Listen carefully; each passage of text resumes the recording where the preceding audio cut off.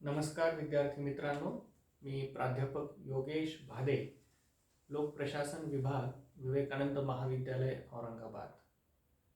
सर्वप्रथम 12वी परीक्षा उत्तीर्ण होऊन BA प्रथम वर्षाला प्रवेशित सर्व विद्यार्थ्यांचे लोकप्रशासन विभागाच्या वतीनं मी मनपूर्वक अभिनंदन करतो आणि आपल्या सर्वांचं विवेकानंद महाविद्यालयामध्ये मनापासून स्वागत देखील करतो। मित्रांनो, आपण BA प्रथम वर्षाला आता प्रवेश घेतलेला आहे आणि उच्च शिक्षणासाठी आपण सुरुवात करीत आहात। आपल्या मनामध्ये अनेक शंका असतील, विशेषतः BA प्रथम वर्षाचं विषय आणि त्याचं स्ट्रक्चर नेमकं कसं आहे हे आपण जाणण्यास इच्छुक असाल, उत्सुक असाल।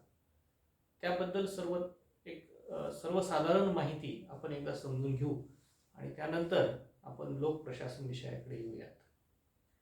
मित्रांनो, आपण विषय निवडत असताना एकूण 5 विषयांची निवड केलेली आहे। त्यामध्ये पहिला विषय हा आपला इंग्रजी आहे, जो कंपल्सरी विषय आहे।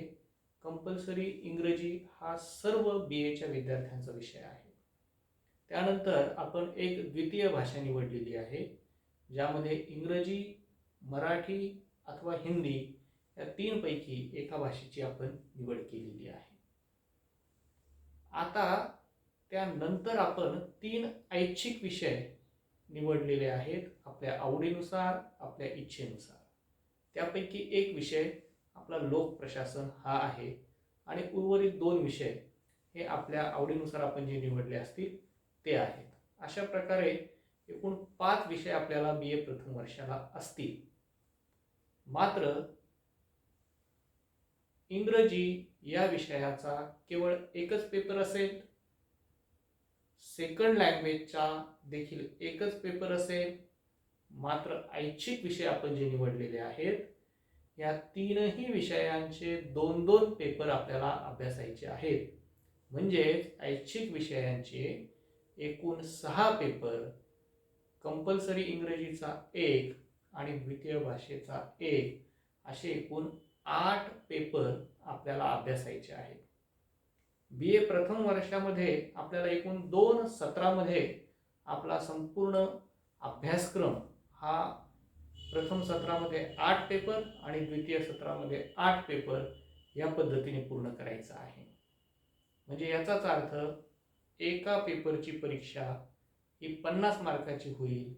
म्हणजे 8 पेपरची परीक्षा ही प्रथम सत्रामध्ये एकूण 400 गुणांची होईल आणि द्वितीय सत्रामध्ये पुन्हा ही परीक्षा 400 गुणांची होईल। अशा पद्धतीने BA प्रथम वर्षामध्ये आपल्याला एकूण 800 गुणांची परीक्षा द्यायची आहे। असो, आपण आता लोकप्रशासन या विषयाकडे वळूयात। ज्या ज्या विद्यार्थ्यांचा लोकप्रशासन विषय आहे त्यांनी हे लक्षात घ्यावं की लोकप्रशासन विषयाचे आपल्याला 2 पेपर अभ्यासायचे आहेत। एक पेपर जो आहे तो आहे principles and concepts of public administration आणि दुसरा पेपर जो आहे तो आहे इंडियन ॲडमिनिस्ट्रेशन। या 2 पेपरपैकी principles and concepts of public administration म्हणजे लोकप्रशासनाचे तत्व आणि लोकप्रशासनाच्या संकल्पना, लोकप्रशासनाचे तत्व व संकल्पना असा जो पेपर आहे तो पेपर मी तुम्हाला शिकवणार आहे। मित्रांनो, या पेपरचा डॉक्टर बाबासाहेब आंबेडकर मराठवाडा विद्यापीठाने जो अभ्यासक्रम निश्चित करून दिलेला आहे, हा अभ्यासक्रम आपण आज बघणार आहोत। हा अभ्यासक्रम बघत असताना आपण प्रकरणानुसार, ज्याला यांनी युनिट असा शब्दप्रयोग वापरलेला आहे, या युनिटनुसार हा अभ्यासक्रम आपण पाहणार आहोत। मी हा अभ्यासक्रम सांगत असताना आपल्याला इंग्रजीतूनही सांगेल आणि तो ट्रान्सलेट करून मराठीतूनही सांगेल। मित्रांनो, BA first year semester first public administration यामध्ये पेपर नंबर 1, पेपर क्रमांक 1 principles and concepts of public administration.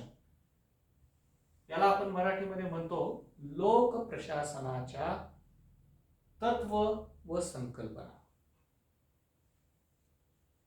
आता आपण या पेपरमध्ये एकूण जे 4 युनिट आहेत किंवा 4 प्रकरण आहेत हे कशा पद्धतीने अभ्यासणार आहोत ते समजून घेऊयात. जे पहिलं प्रकरण आहे त्या पहिल्या प्रकरणाचं टायटल आहे पब्लिक ऍडमिनिस्ट्रेशन. पब्लिक ऍडमिनिस्ट्रेशनला मराठीमध्ये लोक प्रशासन असं म्हणत असतात. या लोक प्रशासनामध्ये एकूण 3 उपघटक या पहिल्या प्रकरणामध्ये आहे. त्यातला जो पहिला उपघटक आहे तो आहे meaning, nature and scope of public administration. म्हणजे लोक प्रशासनाचा अर्थ, लोक प्रशासनाचं स्वरूप आणि लोक प्रशासनाची व्याप्ती हे 3 घटक आपल्याला इथं बघायचे आहे. त्यानंतर दुसरा जो घटक आहे तो आहे इम्पॉर्टन्स ऑफ पब्लिक ऍडमिनिस्ट्रेशन. लोक प्रशासनाचं महत्व काय आहे हे महत्व आपल्याला जाणून घ्यायचं आहे. त्यानंतर प्रकरण पहिल्यातलाच तिसरा जो उपघटक आहे तो आहे पब्लिक अँड प्रायव्हेट ऍडमिनिस्ट्रेशन. लोक प्रशासन आणि खाजगी प्रशासन.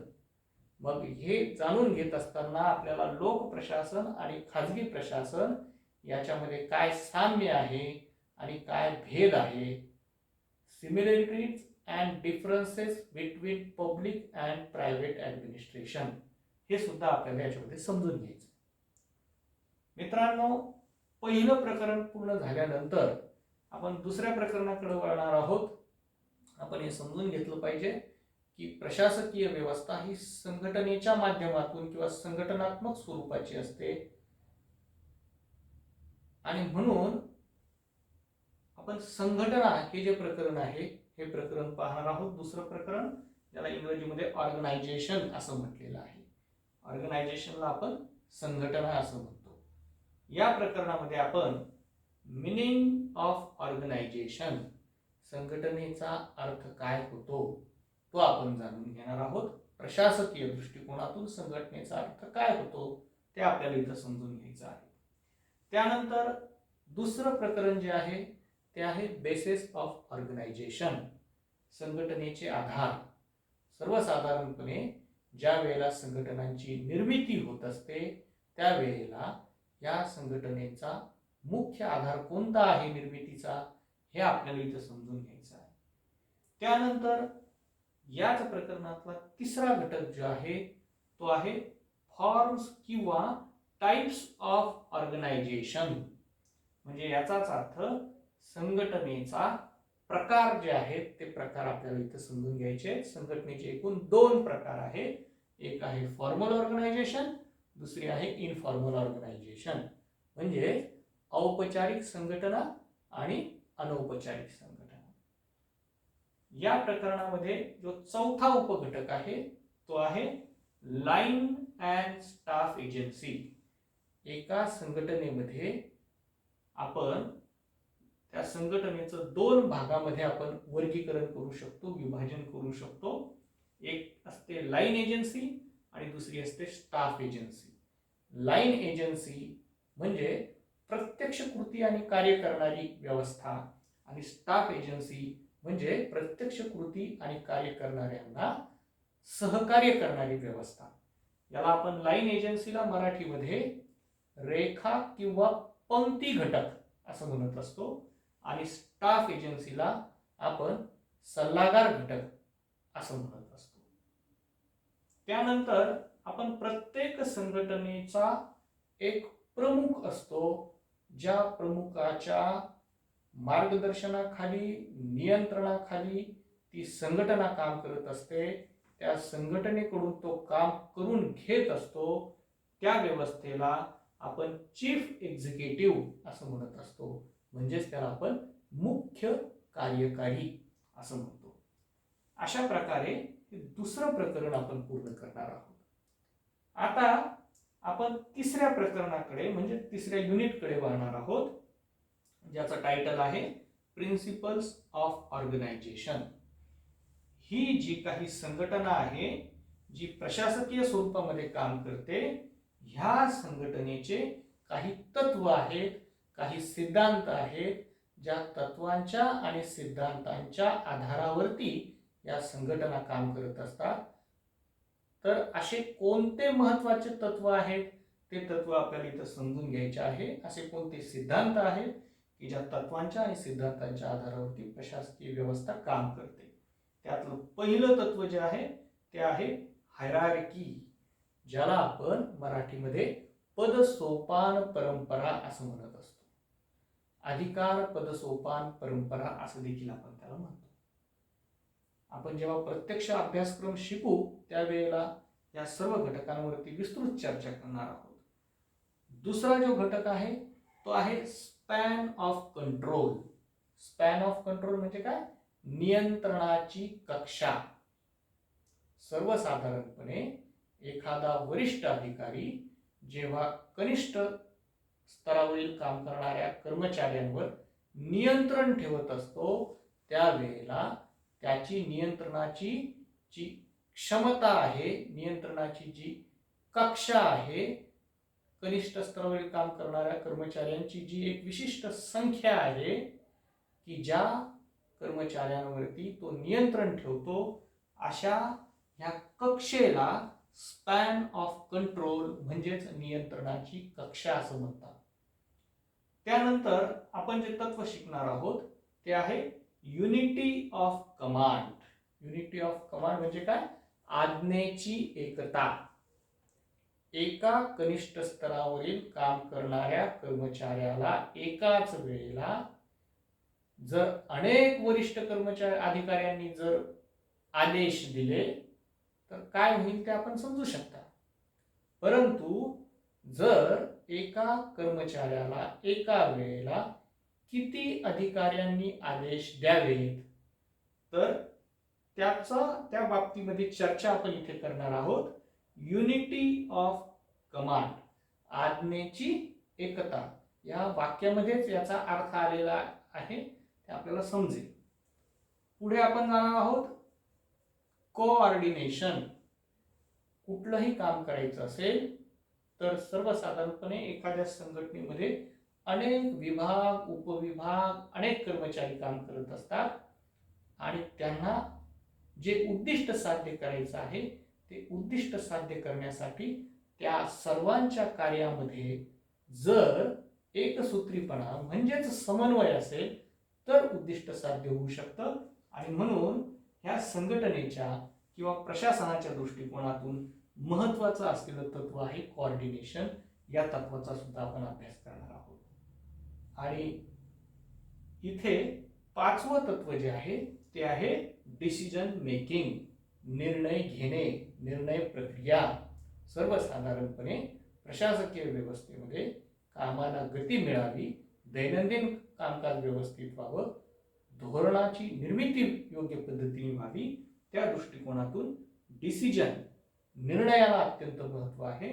आणि म्हणून हा घटक आपण इथे पाहणार आहोत. या तीन घटकांनंतर आपण चौथ्या घटकाकडे वळूयात. या सिलेबस मधला सगळ्यात शेवटचा घटक कन्सेप्ट्स ऑफ पब्लिक ऍडमिनिस्ट्रेशन. लोक प्रशासनामधल्या अत्यंत महत्वाच्या अशा कोणत्या संकल्पना आहेत ज्या संकल्पना आपण जाणून घेतल्या पाहिजेत. अनेक संकल्पना आहेत, त्यातल्या काही महत्वाच्या संकल्पना आहेत आपण पाहणार आहोत. याच्यामध्ये पहिली संकल्पना आहे ऍडमिनिस्ट्रेटिव्ह प्लॅनिंग. प्लॅनिंग नियोजन. नियोजन का आवश्यक आहे, नियोजनाचा अर्थ, या सगळ्या बाबी आपण इथे समजून घेणार आहोत. प्लॅनिंग, नियोजन. नंबर 2 जे आहे ते आहे ऍडमिनिस्ट्रेटिव्ह लीडरशिप, प्रशासकीय नेतृत्व. नेतृत्वाचे प्रकार, नेतृत्वाचे गुण, नेतृत्व कसं असावं, नेतृत्वाचे कार्य काय असतात, या सर्व बाबी आपण इथे बघणार आहोत लीडरशिप मध्ये. त्यानंतर आहे ऍडमिनिस्ट्रेटिव्ह सुपरविजन. सुपरविजन म्हणजे काय? पर्यवेक्षण. सुपरविजनला आपण मराठीमध्ये पर्यवेक्षण असं म्हणत असतो. आणि त्यानंतरचा जो घटक आहे तो आहे कम्युनिकेशन. कम्युनिकेशनला आपण म्हणतो संसूचन. संसूचन हा त्याला मराठी पर्यायी शब्द आहे. कम्युनिकेशनला संप्रेषण असं सुद्धा त्याला म्हटलं जातं, परंतु संसूचन हा प्रचलित शब्दप्रयोग आहे. आणि सगळ्यात शेवटची जी संकल्पना आहे ती आहे पब्लिक रिलेशन, म्हणजे जनसंपर्क. अशा पद्धतीने principles and concepts of public administration म्हणजेच लोकप्रशासनाचे तत्व आणि संकल्पना या पेपरमध्ये 4 युनिट्सच्या माध्यमातून आपण हा संपूर्ण सिलेबस अभ्यासणार आहोत आणि लोकप्रशासनाची तत्व आणि सिद्धांत त्याचप्रमाणे संकल्पना आपण इथे जाणून घेणार आहोत. या नंतरच्या तासाला आपण एका प्रकरणावरती चर्चा करूयात आणि पुढील अभ्यासक्रम सुरुवात करूया. थँक्यू.